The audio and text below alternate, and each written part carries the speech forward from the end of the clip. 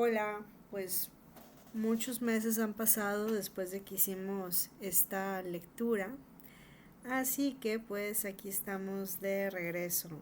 Nos quedamos nada más imagínense, la última vez que hice lectura de Tlacaelel fue en junio del 2024 y ahorita nos encontramos en enero del 2025. Este, pues estábamos en el capítulo 15, que es la búsqueda de Aztlán, y nos quedamos en la parte en donde Tlacaelel le da el nombre a la niña de Macuilxochitl, que significa flor. Entonces vamos a continuar a partir de ese punto. Gracias por permitirme acompañarte una hora para leer. Bien, dice: una vez concluida la incineración y entierro de los cadáveres, así como la recolección de cuantas provisiones les fue posible hallar entre los restos de las casas, Tlacaelel dio la orden de proseguir la ininterrumpida marcha rumbo al norte. Al percatarse Macuilxochitl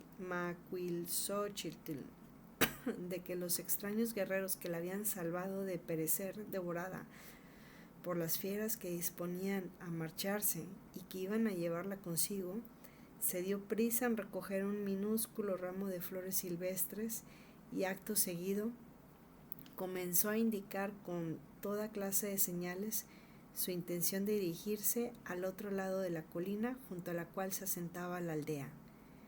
El portador del emblema sagrado supuso que la niña, al presentir que habría de alejarse para siempre de aquel lugar, deseaba depositar algunas flores en el cementerio del pueblo a modo de despedida. Y así pues, indicó a Tlecatzin que acompañase a la pequeña y regresase lo antes posible, pues se encontraba a punto de partir. La pareja se alejó para retornar al poco rato. Una manifiesta emoción dominaba a Tlecatzin, quien informó a Tlacaelel haber encontrado un extraño símbolo grabado en la entrada de una caverna. El Cihualcótl azteca decidió examinar al instante aquel inesperado hallazgo y en unión de Tlecatzin subió a la cercana colina e inició el descenso de la misma por extremo opuesto. Al llegar a la mitad de la hondonada, el jefe de la escolta le mostró la abertura que daba paso al interior de una caverna. La entrada de la gruta lucía numerosas ofrendas de marchitas flores que evidenciaban el respeto que por aquel sitio habían sentido los moradores de la cercana y destruida aldea. A un costado de la entrada figuraba el singular símbolo que atrajera la atención de Tlecatzin. A pesar de que la estructura del diseño grabado en la roca poseía una aparente sencillez, se trataba tan solo de dos espirales unidas y rodeadas de huellas de pisadas humanas. Resultaba evidente por la impecable perfección de su trazo que aquella obra no podía ser producto de una mentalidad primitiva, sino por el contrario, expresión de un espíritu superior capaz de sintetizar con tan escasos elementos los más profundos conceptos. Una vez concluida una prolongada y minuciosa observación del grabado, a Tlacaelel no le cupo la menor duda de que se hallaba ante un símbolo que comprendía todo lo que la Coatlicue representaba: los ciclos cósmicos de fecundidad y esterilidad que rigen para todos los seres, la maternal responsabilidad que la Tierra tiene respecto a la Luna. Y fíjense, ahorita ya es martes 14 de febrero, pero ayer lunes 13 de enero, dije de febrero, de enero, a las 11:23 horas iniciaba la luna llena. Entonces, qué curioso de que ahorita esté retomando esta lectura, ¿no?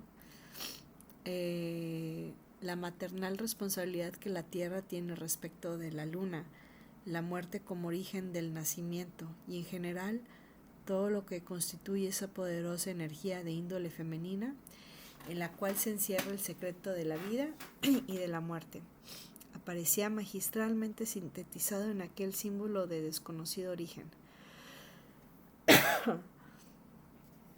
A la memoria de Tlacaelel vino el recuerdo de la escultura que, aludiendo al mismo tema, había sido tallada tiempo atrás por Tecpactl. La diferencia de estilos y ejecución entre ambas obras era indudable.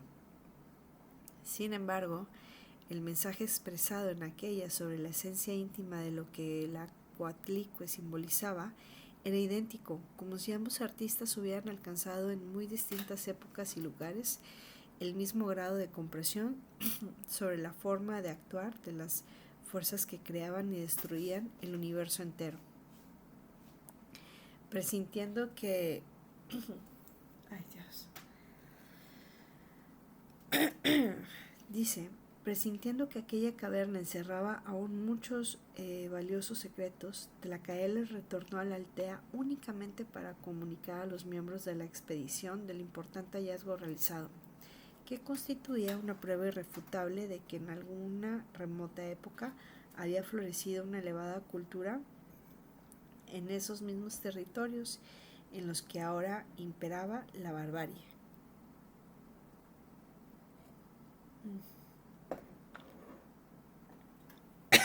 Pausa. Voy por algo para sonarme la nariz porque no puedo con mi alma.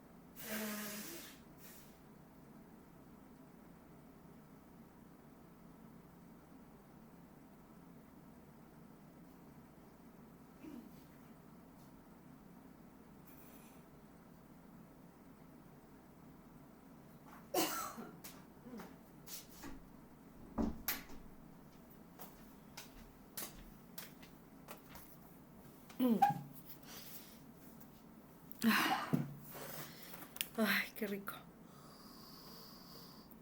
Mix Vaporub.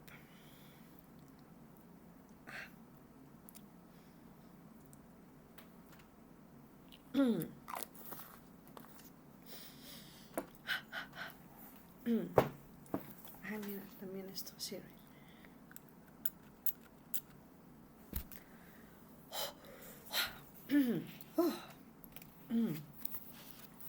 Territorios en los que ahora imperaba la barbarie. Y para cancelar su orden de marcha, que permanecerían en aquel lugar con objeto de llevar a cabo una minuciosa búsqueda en las profundidades de la gruta. Poseídos de un enorme entusiasmo y portando un gran número de antorchas, los aztecas dieron comienzo de inmediato a su nueva tarea. Muy pronto se percataron de que en el interior de la caverna era mucho más extenso de lo que en un principio imaginaran. Incontables pasadizos subterráneos se entrecruzaban por doquier, comunicando salas de las más variadas dimensiones y haciendo de aquella gruta un intrincado laberinto, un fascinante mundo poblado por rocas de formas caprichosas y extravagantes comenzó a desplegarse ante los asombrados ojos de los exploradores de Nochcas. Transcurrió una semana sin que el incesante ir y venir de los aztecas por las profundidades de la caverna se tradujese en resultado alguno, pero al cumplirse el 7º día de incesante búsqueda, al atravesar una sala pictórica de estalactitas por las que ya había transitado en varias ocasiones, Tlecatzin notó que el paso a uno de los túneles que conducían a dicha sala se hallaba obstruido por un alud de rocas. Aun cuando la obstrucción muy bien podía deberse a los efectos de un temblor de tierra, el hijo adoptivo de Citlalmina concluyó, después de observar detenidamente la forma como se encontraban colocadas las piedras, que se trataba de una labor efectuada por seres humanos y no de un simple resultado de la acción de fuerzas naturales. Durante 5 días, los aztecas trabajaron incansablemente apartando el compacto montón de piedras que les cerraba el paso. Se trataba de una tarea en extremo ardua y fatigosa, realizada a la luz de las antorchas y en medio de un sinfín de incomodidades.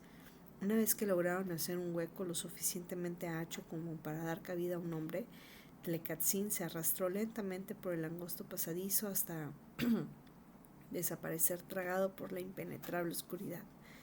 Varios guerreros lo siguieron, semi-asfixiados por el polvo y el humo de las antorchas.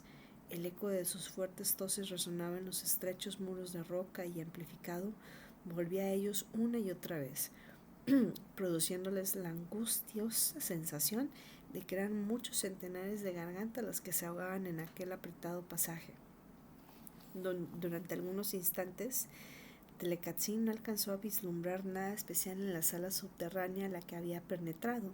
Se trataba de una concavidad de regulares dimensiones, desprovista de otra salida que no fuese la angosta apertura por la que continuaban afluyendo guerreros tenochcas cubiertos de polvo, pero al aproximar uno de ellos su antorcha a la rocosa pared, el capitán azteca descubrió con asombro un sinnúmero de jeroglíficos finamente esculpidos que se extendían por todos los muros de la sala, haciendo de esta una especie de colosal códice tallado en piedra.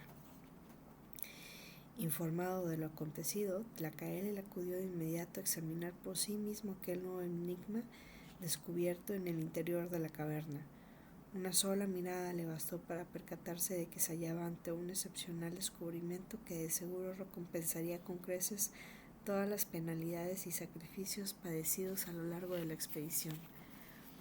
Tras efectuar un reconocimiento de las largas filas de enigmáticos signos grabados en la roca, concluyó que si bien le llevaría tiempo y un paciente esfuerzo para lograrlo, terminaría descifrando el mensaje encerrado en aquellos jeroglíficos, pues estos constituían un conjunto de símbolos proyectados para ser comprendidos a través del tiempo por todos aquellos que poseyesen conocimientos suficientemente profundos en materia de simbología. Y durante su estancia en el monasterio escuela de Chololán, había sido instruido acerca de las distintas claves existentes para lograr la comprensión de las antiguas escrituras. Acompañado únicamente de Tlecatsin y de 2 guerreros expertos en la elaboración de códices, los cuales tenían a su cargo la misión de copiar hasta en sus menores detalles cada uno de los jeroglíficos grabados en la roca, Tlacaelel se dio a la tarea de intentar descifrar el oculto contenido de aquel pétreo depósito de conocimientos. Día tras día, a lo largo de varias semanas, el azteca entre los aztecas penetraba muy de mañana en la caverna y permanecía en ella, hasta bien entrada la tarde, dedicado a su difícil y laborioso trabajo. Lentamente, como si la caverna se resistiese a manifestar todos los secretos de que tan celosamente habían sabido guardar, estos tuviesen que irles siendo arrancados uno a uno. Tlacaelel fue desentrañando el significado de los jeroglíficos. La narración contenida en los enigmáticos signos trazados en la roca eran nada menos que la historia integral de Aztlán. Pero no se trataba de un simple relato en el que se enumerasen los hechos más relevantes acontecidos en dicha nación, sino de algo mucho más importante y trascendental. Lo que aquellos jeroglíficos revelaban era el influjo que ejercía el cosmos sobre la porción de la tierra donde existía Aztlán. Esto es, expresaban los resultados de profundos estudios astronómicos realizados por los antiguos sabios aztleños, tendentes a determinar con rigurosa exactitud cuáles habían sido y cuáles serían las influencias que sobre su territorio ejercían los astros. A través de la lectura de aquel asombro mapa celeste, Tlacaelel fue adentrándose en el conocimiento de las características esenciales de Aztlán, así como de la particular función que esta nación venía desempeñando y del porqué de su aparente inexistencia en aquellos momentos. En virtud de determinadas influencias cósmicas, Aztlán constituía una región de la Tierra singularmente favorable para el desarrollo de las más altas espiritualidades. Sin embargo, como resultado precisamente de las cambiantes posiciones de los astros, la historia de Aztlán estaba sujeta a radicales transformaciones. Cuando las condiciones cósmicas eran favorables, se generaba en su interior una indescriptible tensión que impulsaba a las personas dotadas de un mayor grado de conciencia a lograr, a través de sobrehumanos esfuerzos, una radical superación en todos los órdenes de su existencia, derivándose de ello el florecimiento de civilizaciones altamente refinadas y espirituales, cuya duración se prolongaba largos periodos. Por el contrario, cuando las mencionadas condiciones celestes se tornaban bruscamente desfavorables, Aztlán se veía abocada a una incontenible decadencia de consecuencias siempre funestas, pues encontrándose rodeada de vastas extensiones por las que transitaban una gran variedad de pueblos nómadas que nunca llegaban a incorporarse del todo a la civilización, a pesar de la bienhechora influencia cultural que allí irradiaba, muy pronto sus fronteras eran traspuestas por oleadas de invasores que terminaban arrasando sus ciudades sagradas y borrando todo vestigio de su antiguo esplendor. El último de aquellos cataclismos había ocurrido precisamente al poco tiempo de la salida del pueblo azteca de su país de origen, siendo lo más probable que dicha salida obedeciese a una sabia previsión de los dirigentes que regían los destinos de Aztlán, los cuales, al percatarse de la catástrofe que se avecinaba, debían de haber juzgado conveniente la emigración de una buena parte de la población hacia regiones más propicias para su supervivencia, a juzgar por lo asentado en los jeroglíficos descifrados por Tlacaelel.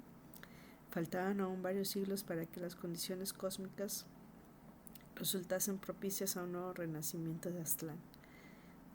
Una vez concluida la labor de reproducir en los códices todos los jeroglíficos que se hallaban tallados en las paredes de roca, Tlacaelel consideró llegado el momento de iniciar el largo recorrido de retorno hacia el valle de Anáhuac. Aun cuando los resultados alcanzados por la expedición no eran precisamente los esperados, de ninguna manera podían calificarse como un fracaso, pues habían permitido lograr testimonios que confirmaban en forma irrefutable la veracidad de lo asentado por la tradición popular de todos los tiempos, la existencia de Aztlán, lugar de origen del pueblo azteca, cuna de místicos y de artistas y centro civilizador de primer orden sobre la tierra. Yo creo que tal vez de ahí yo en alguna vida pasada ahí anduve, porque me siento muy identificada. Dice, en contra de lo que suponían los integrantes de la expedición, los incesantes ataques de tribus bárbaras padecidos a lo largo de su recorrido rumbo al norte no habrían de repetirse durante las agotadoras jornadas que lentamente los iban aproximando a su país.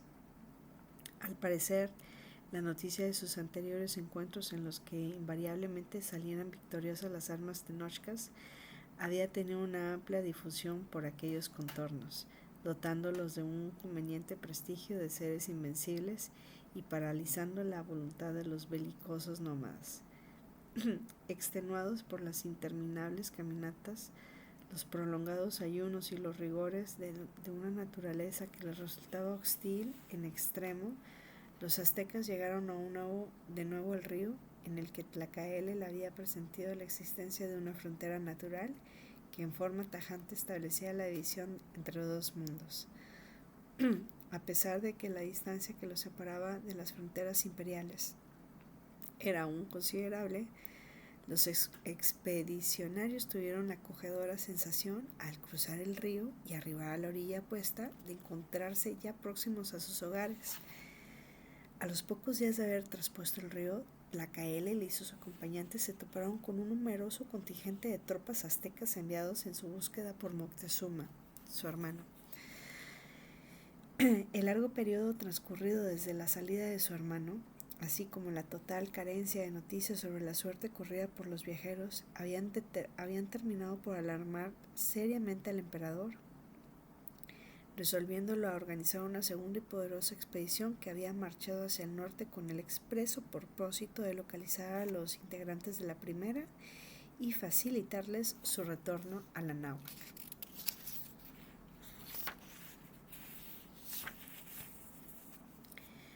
Tras unir sus fuerzas, las dos expediciones iniciaron el recorrido del dilatado trayecto que debía conducirles hasta la gran Tenochtitlán. La noticia del feliz desempeño de sus respectivas misiones precedía siempre a los expedicionarios, los cuales eran acogidos con crecientes muestras de afecto conforme se iban adentrando en regiones cada vez más cercanas a la capital azteca. La entrada en la gran Tenochtitlán del azteca entre los aztecas y los cansados integrantes de su escolta fue motivo de una memorable celebración para todo el pueblo tenochca. Moctezuma, en unión de los más altos dignatarios del imperio, salió a recibir a los viajeros a las afueras de la ciudad y efectuó en su compañía el triunfal recorrido hasta la plaza central. Un entusiasmo tan solo comparable al que imperaba en la capital azteca el día en que llegara a ella Tlacaelel portando el emblema sagrado, predominaba en todos los rumos de la gran ciudad, cuyas calles y canales se veían invadidos de una inmensa multitud, deseosa de contemplar de cerca a los expedicionarios que habían tenido el privilegio de tocar el suelo sagrado de Aztlán. Tras depositar formalmente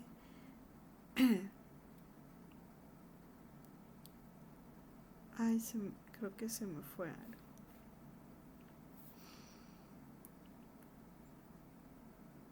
Bueno, ahorita lo explico.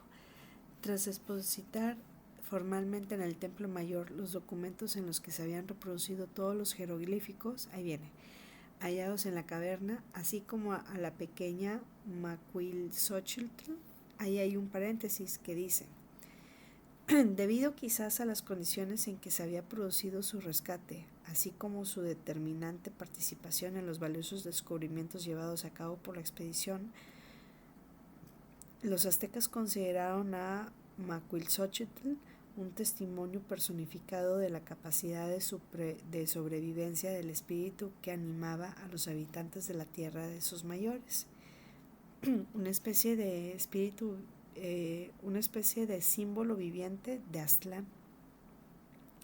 Otorgándole los más diversos honores, fue consagrada al culto sacerdotal y adoptada como hija por el propio Tlacaelel. A partir de entonces, el heredero de Quetzalcóatl veló con esmero por la educación de la niña, manifestando por ella un profundo y sincero afecto. El augurio contenido en el nombre de la pequeña habría de cumplirse plenamente. Macuilxochitl llegaría a ser con el tiempo una de las más destacadas poetisas del mundo náhuatl. Qué bonito, ¿no? Entonces continúa. Así como la pequeña Macuilxochitl, el heredero de Quetzalcóatl, ofició en lo alto del templo y ante la vista de todo el pueblo de ahí reunido, una ceremonia religiosa celebrada para expresar su agradecimiento a la divinidad por el feliz desenlace de la misión realizada. Al día siguiente de su retorno, Tlacaelel se dirigió al edificio que albergaba la orden de los caballeros águilas y caballeros tigres, con el objetivo de exponer ante todos los integrantes de la misma un pormenorizado relato de su viaje, en el estilo a un mismo tiempo elegante y conciso que caracterizaba su oratoria. El azteca entre los aztecas narró a los más destacados exponentes de la sociedad tenochca los principales sucesos acaecidos a la expedición, resaltando la singular importancia de los descubrimientos perpetrados, en virtud de los cuales se había podido confirmar plenamente la veracidad de las tradiciones que explicaban los orígenes del pueblo azteca. Con emotivas palabras impregnadas de optimistas presagios, Tlacael concluyó su relato. La tierra de la blancura y de la aurora, la sagrada Aztlán, cuna de civilizaciones y hogar de nuestros antepasados, repara actualmente sus cansadas fuerzas mediante pasajero sueño. Cuando despierte, el mundo entero se llenará de asombro, atenderá a su voz y comprenderá de nuevo los mensajes del cielo. Y con eso termina lo que es el capítulo 15.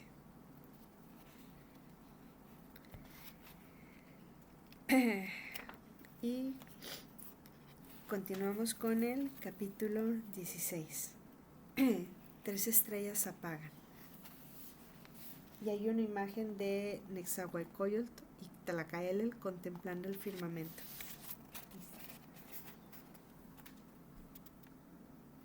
Ay. Así.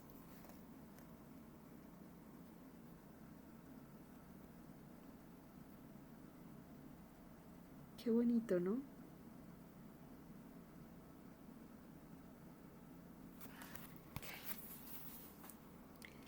Continuamos.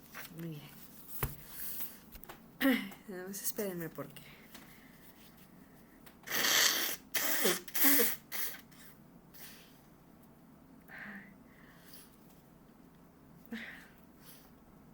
dice: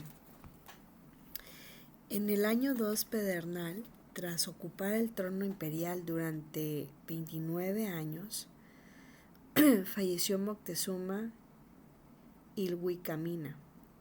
La recia personalidad del afamado guerrero había constituido un factor determinante en los acontecimientos que condujeron al vertiginoso encubramiento de la hegemonía azteca. El altivo gesto del flechador del cielo al pretender defender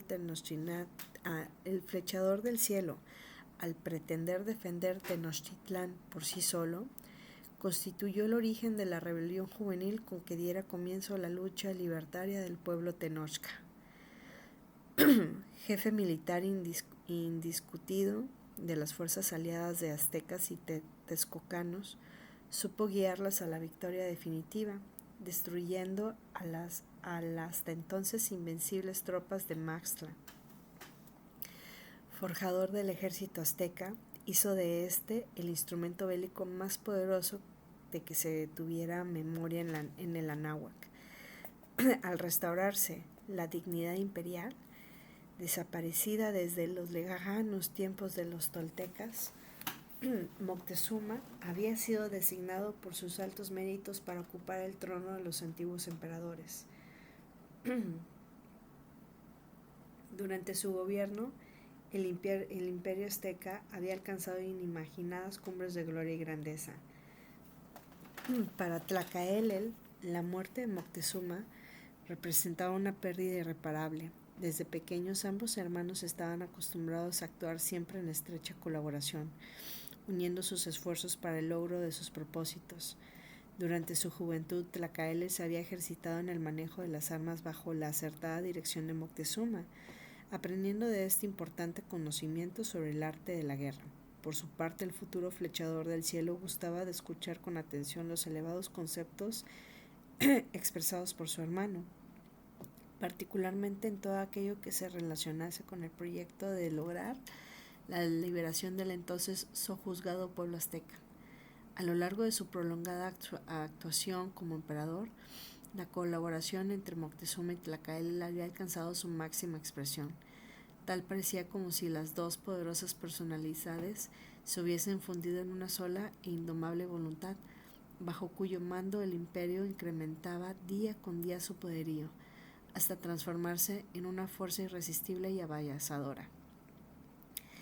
Las exequias del extinto monarca estuvieron revestidas de gran solemnidad, acudiendo a ellas delegaciones de los distintos pueblos que integraban el vasto imperio. Un profundo y sincero pesar prevalecía en la capital azteca. Para todos resultaba evidente que con la muerte del valeroso Moctezuma se cerraba toda una época en la historia de la náhuatl. La noche misma del día en que tuvieron lugar los funerales de Moctezuma, al contemplar desde lo alto del templo mayor de la gran Tenochtitlán los incontables astros que poblaban el firmamento, Tlacael el que creyó percibir la súbita desaparición de la luz de una estrella. El suceso no le causó extrañeza alguna, pues vio en él la más clara representación de lo ocurrido sobre la tierra. La noble figura del flechador del cielo, que por tanto tiempo constituyera una estrella que guiaba la marcha ascendente del pueblo azteca, había dejado de brillar. El fallecimiento de Moctezuma planteaba como lógica consecuencia la cuestión relativa a la designación del nuevo monarca que habría de sucederle. El problema no era un asunto de fácil solución, pues dadas las relevantes cualidades del gobernante desaparecido, no se vislumbraba en una personalidad poseedora de suficientes merecimientos como para convertirse en el sucesor del flechador del cielo. Convencidos de que salvo Tlacael no existía en todo el imperio nadie capaz de superar los méritos del anterior monarca, los miembros del Consejo Imperial suplicaron al heredero de Quetzalcóatl que aceptase convertirse en el nuevo emperador. El propio Nezahualcóyotl, miembro honorario del Consejo, al ser requerido para que externase su opinión sobre la trascendental cuestión que se debatía, afirmó que lo más conveniente en aquellas circunstancias era que el azteca entre los aztecas aceptase el elevado cargo que se le ofrecía. A pesar de las numerosas opiniones en contra, Tlacael sostuvo la validez del criterio que venía sustentando desde el inicio de su actuación pública. Era necesario evitar la acumulación de todo el poder en una sola persona y mantener la dualidad de emperador y Cihuacóatl que tan buenos resultados había producido. Por otra parte, debía tomarse en cuenta que el imperio azteca había superado ya la etapa de su desarrollo en que la actuación de personalidades excepcionales podía haber resultado imprescindible y que ahora debía basarse principalmente en la existencia de las poderosas organizaciones sobre las cuales se cimentaba. Atendiendo a las indicaciones de Tlacael, el Consejo Imperial designó como emperador a Axayácatl. Se trataba de un joven guerrero, nieto de Moctezuma, que al igual que sus dos hermanos menores, Tizoc y Ahuizotl, llamaba desde hacía tiempo la atención de la opinión pública por su reconocido valor y destacada inteligencia. El alto grado de expansión y poderío alcanzado por el imperio se puso una vez más de manifiesto con motivo de la coronación de Axayácatl, celebrada con fastuosas ceremonias y ante la presencia de innumerables delegaciones que desde las más apartadas regiones acudieron a la capital azteca con el propósito de hacer patente su lealtad al nuevo monarca. Aún no se cumplían 4 años de gobierno bajo el reinado de Axayácatl cuando tuvo lugar un sorpresivo acontecimiento que atrajo la atención de todos los habitantes del imperio. Teconal, uno de los más importantes comerciantes de Tlatelolco, famoso por su insaciable sed de riquezas y por una marcada carencia de escrúpulos que en más de una ocasión le había ocasionado serias dificultades con las autoridades, anunció jubiloso su próximo enlace matrimonial con Citlalmina. Citlalmina era ya una leyenda viviente para el pueblo azteca. Su entusiasta y carismática personalidad había desempeñado siempre un papel determinante en cuanto a movimiento popular de generosa inspiración se suscitara en el alma colectiva de la sociedad tenochca, sin poseer cargo oficial alguno, pues se había negado invariablemente no solo a percibir la menor retribución por sus actividades, sino incluso ocupar puestos puramente honoríficos. Citlalmina había sido la inspiradora e indiscutida guía de un sinnúmero de organizaciones populares que tendían a convertir en realidad los más elevados ideales.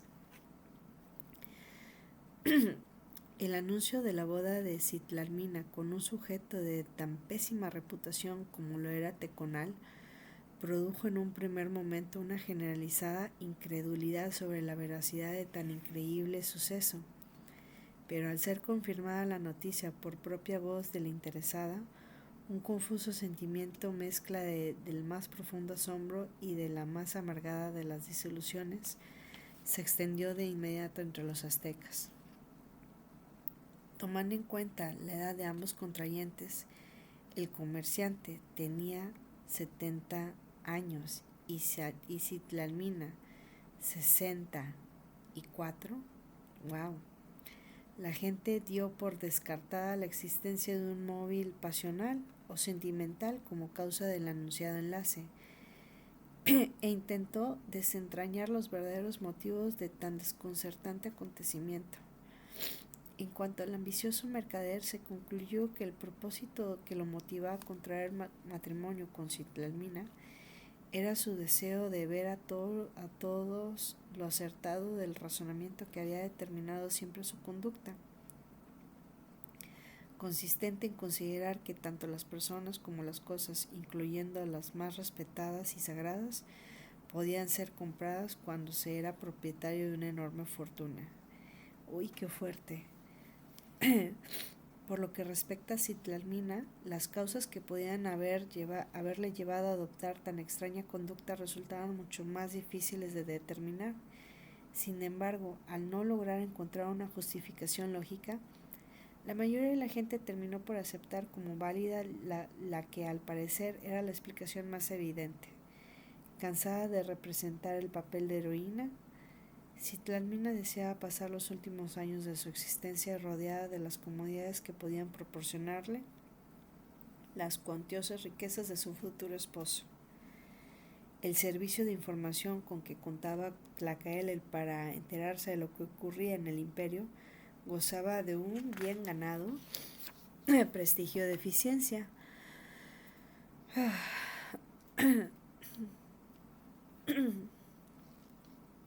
Una vasta red de individuos al servicio directo del Cihualcótl imperial, diseminados por los 4 puntos cardinales, transmitían diariamente a la gran Tenochtitlán, por medio de mensajeros tan veloces como los del mismo monarca, toda una serie de noticias e informes que permitían al heredero de Quetzalcóatl normar su criterio y tomar determinaciones con base en los más recientes acontecimientos.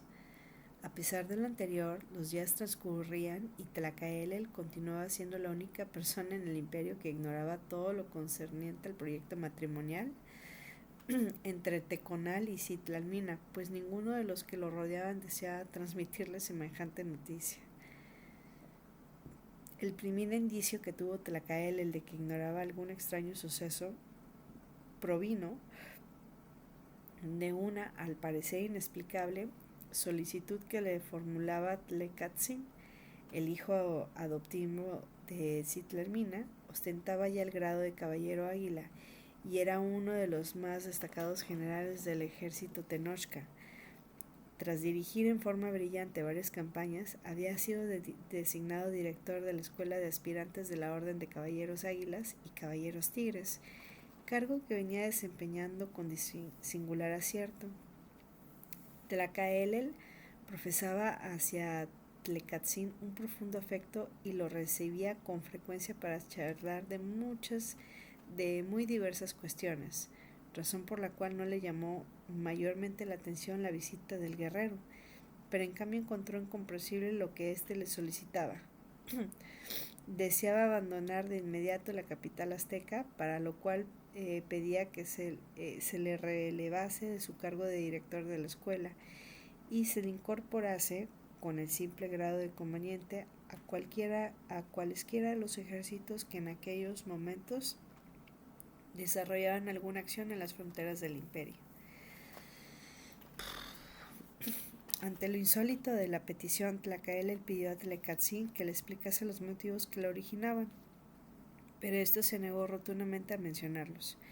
El portador del emblema sagrado se percató de la enorme confusión que privaba en el ánimo del guerrero y creyó adivinar en su angustiada mirada la certeza que no era necesario proceder a justificar su conducta, puesto que las causas que la determinaban debían ser ya el conocimiento de Tlacael. Sin embargo, como no era ese el caso, este dio por concluida la entrevista, ordenando a Tlecatsin que continuase en su puesto y se abstuviese a formular peticiones absurdas. Al darse cuenta Axayácatl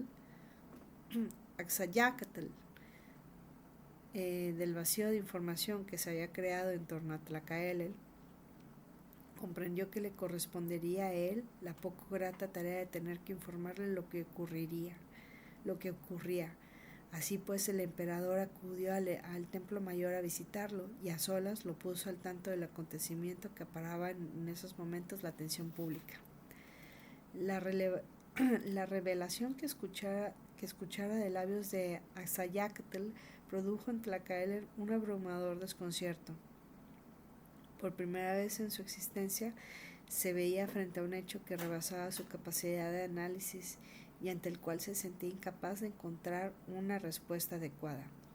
El inusitado estado de ánimo de Tlacaelel obedecía a que éste había considerado siempre que Citlalmina y él constituían en realidad un solo ser, y que el hecho de que actuasen a través de cuerpos físicos diferentes obedecía únicamente a una expresión más de la ley de dualidad que rige todo lo creado, pero que ello no modificaba en nada el hecho de que ambos formaban una sola entidad espiritual.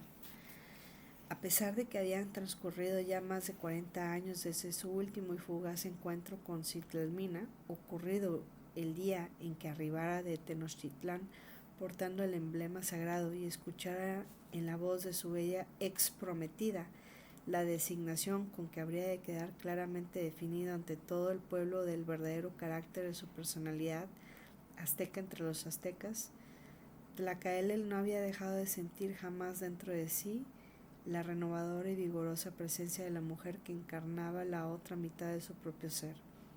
Así pues, y al igual que para todos los tenochcas, el inesperado compromiso matrimonial de Citlalmina constituía para él un indescifrable enigma.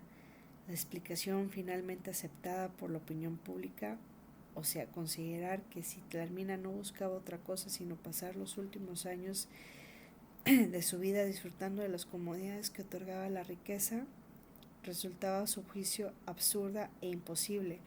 Sin embargo, no lograba ni siquiera imaginar cuál podía ser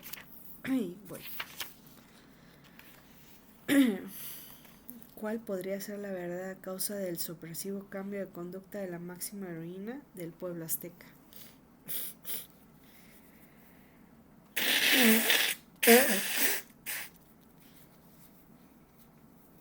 Ay, Dios.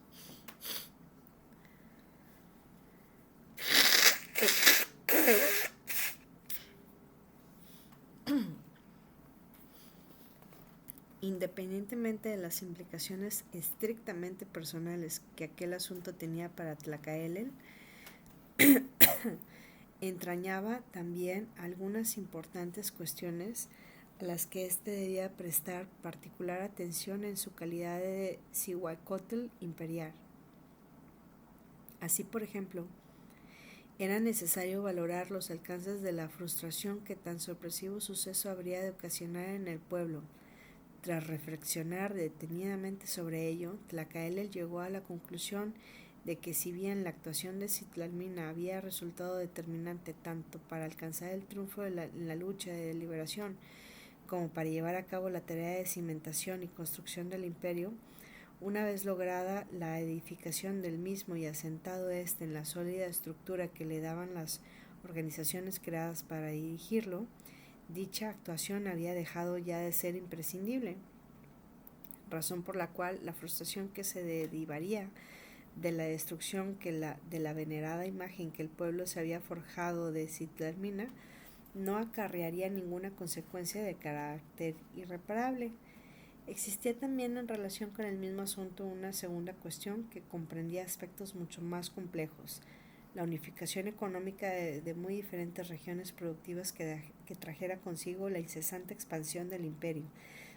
Había generado condiciones en extremo propicias para el desarrollo del comercio en alta escala, mismas que habían sido aprovechadas por un grupo de mercaderes aztecas que, teniendo como base al tradicional barrio comercial de Tlatelolco, habían extendido su red de operaciones a todos los territorios conquistados, obtenido con ello cuantiosas ganancias.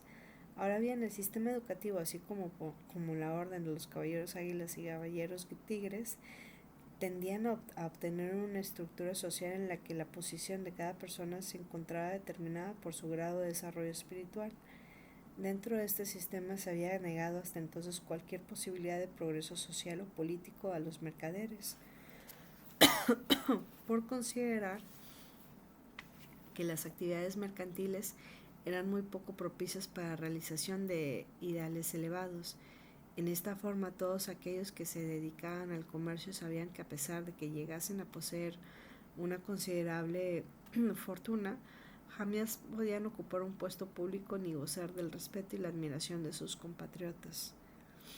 El hecho de que, a pesar de sus riquezas, los comerciantes careciesen no solo de fuerza política para hacer valer sus intereses, sino incluso de la posibilidad de ascender socialmente, que le era otorgada hasta al más humilde de los habitantes del imperio, había venido provocando un creciente descontento entre el grupo de caudalosos mercaderes establecidos en Tlatelolco. El dirigente del movimiento de protesta de los comerciantes en contra de este estado de cosas era precisamente Teconal, quien a últimas fechas, además de los problemas que comúnmente tenía ante los tribunales a causa de su tradicional falta de escrúpulos, comenzaba a ser objeto de acusaciones, hasta entonces no comprobadas, según las cuales intentaba hacer uso del soborno para lograr que las autoridades asumiesen una conducta que resultase más favorable a los intereses de los comerciantes. En medio de semejantes circunstancias resultaba lógico prever, concluyó Tlacaelel, que la boda de Teconal con Citlalmina vendría a incrementar las pretensiones de los mercaderes, pues estos sentirían que habían logrado hacerse de una valiosa aliada que gozaba más que nadie del afecto del pueblo y del respeto de las autoridades. Por segunda vez en un breve periodo, al observar las múltiples estrellas que poblaban el firmamento, Tlacaelel tuvo la segunda convicción de que una de estas había dejado de brillar, y al igual que ocurriera cuando el fallecimiento de Moctezuma, ello no le produjo sorpresa alguna, pues así como todo lo que sucede en el cielo repercute en la tierra, lo que en esta acontece se refleja también en el cosmos. En el cielo de las antiguas tierras de Anáhuac se había extinguido la más pura de todas sus luces. Citlalmina no iluminaba ya el camino por donde avanzaba el pueblo azteca con firme y compasada marcha.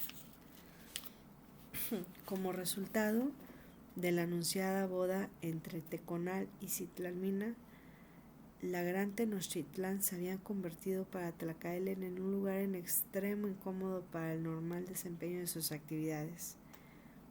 En las miradas de cuantos los rodeaban, lo mismo se tratase de los más altos funcionarios del imperio que de las más modestas gentes del pueblo, el azteca entre los aztecas advertía una misma petición que no se atrevía a ser formulada en palabras: que fuese él quien proporcionase una explicación satisfactoria de aquel extraño acontecimiento e indicase si se debía tomar alguna clase de medidas para impedir la realización. En vista de la imposibilidad en que se hallaba para dar una respuesta adecuada a semejantes interrogantes, Tlacaelel pensó que era prudente ausentarse transitoriamente de la capital azteca. Aduciendo como pretexto el efectuar una visita protocolaria al monarca de Texcoco, Tlacaelel salió al encuentro de Nezahualcóyotl, confiado en que la profunda intuición que éste poseía por ser poeta le permitiría comprender lo que para él resultaba inexplicable. Nezahualcóyotl venía padeciendo de tiempo atrás una enfermedad incurable que lo aproximaba lentamente a la muerte. No obstante, la llegada de Tlacaelel pareció infundirle nuevas energías y, abandonando su lecho, efectuó en su compañía largos paseos por los bellísimos jardines de la ciudad, disertando con su deslumbrante inteligencia acerca de los más variados e intrincados temas. La noche anterior a su retorno a la gran Tenochtitlán, mientras contemplaban desde una de las amplias terrazas del Palacio Real el espacio infinito pletórico de estrellas, Tlacaelel le expuso ante su amigo mediante elaborado simbolismo la cuestión que lo tenía confundido. Listo. La gran sabiduría, el profundo conocimiento de nuestros antepasados les permitió llegar a saber la índole de las influencias de que los astros ejercen sobre la vida de aquellos que transitamos sobre la Tierra. Sin embargo, ignoramos si el predominio de los astros perdura o desaparece cuando estos no brillan más en el cielo. Nezahualcóyotl escuchó con atención el singular problema celeste planteado por su ilustre huésped, intuyendo de inmediato el significado encerrado en aquella metáfora. Tras meditar largo rato en silencio, el príncipe poeta afirmó con seguro acento: al igual que como ocurre con aquellas personas que son luz y guía para los demás, los astros ejercen siempre un constante ascendiente en nuestras vidas. El súbito ocultamiento de su resplandor en los cielos no significa que se extinga su acción rectora. Lo que sucede, lo que acontece, es que en estos casos resulta mucho más difícil poder precisar su influjo. Pero este subsiste, permanece, y a la larga, cuando personas y astros son realmente poderosos, terminamos por darnos cuenta de su presencia oculta, por reconocer su permanente influencia. Las palabras de Nezahualcóyotl produjeron una evidente complacencia en su interlocutor. El semblante de Tlacaelel, que en sus últimas fechas había perdido su habitual expresión de serena confianza, la recuperó al instante, al tiempo que parecía iluminarse debido a una profunda alegría interna. El azteca y el texcocano no pronunciaron ya palabra alguna. Se limitaron a contemplar con respetuosa atención el lejano cintilar de las estrellas. Aún no cumplía Tlacaelel una semana de haber regresado a la gran Tenochtitlán, cuando llegó desde Texcoco un apesadumbrado mensajero portando la no esperada, menos infausta noticia. Nezahualcóyotl había fallecido. En reunión del emperador Axayácatl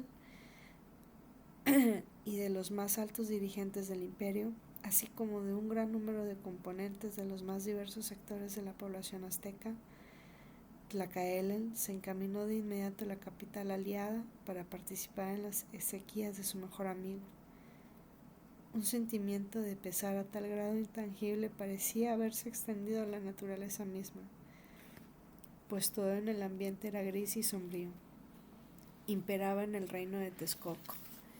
El llanto incontenible de poblaciones enteras constituía el más fiel testimonio de inmenso cariño que Nezahualcóyotl había logrado despertar en su pueblo.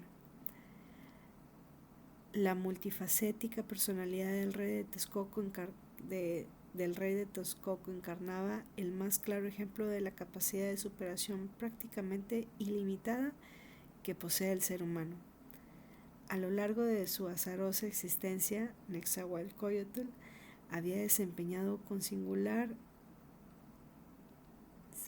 sin igual maestría un sinnúmero de actividades: rebelde y estadista, filósofo y arquitecto, poeta y guerrero, legislador y urbanista. A su muerte dejaba más de 100 viudas y cerca de 300 hijos. Nada en él había sido mediocre. Los funerales de Nezahualcóyotl habían concluido y en forma simultánea a la aparición de las tinieblas nocturnas, un impresionante silencio unido a una opresiva quietud comenzaron a extenderse progresivamente por la ciudad de Texcoco, produciendo una inmovilidad total y anormal. Tal parecía que la bella y alegre capital no deseaba sobrevivir a la muerte de su insigne gobernante.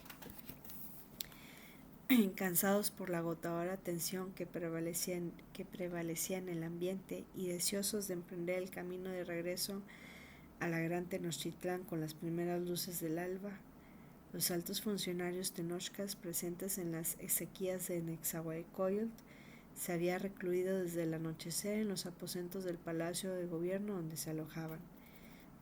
En lo alto del enorme edificio, en la misma terraza en donde días atrás mantuviera con el recién fallecido monarca una poética conversación sobre las influencias celestes, Tlacaele observaba, solitario, meditabundo, la marcha inmutable de los astros a través del firmamento. El profundo pesar que la desaparición de Nezahualcóyotl producía en el ámbito del azteca entre los aztecas se aliviaba grandemente al recordar los conceptos vertidos en aquel lugar por el extinto poeta. No importaba, por tanto, que una vez más Tlacaele se percatase de que en el cielo había dejado de fulgurar una estrella, pues ahora comprendía claramente que tal y como de seguro acontecía con Moctezuma, Ilhuicamina y con Citlalmina, la poderosa luz que provenía de Nezahualcóyotl continuaría iluminando permanentemente las tierras de Anáhuac. Y así termina el capítulo 16. Gracias por permitirme acompañarte una hora leyendo el libro Tlacaele, el azteca entre los aztecas, de Antonio Velasco Pilla. Ten linda noche y buen inicio de año 2025. Paz, bendiciones, pan para Dios.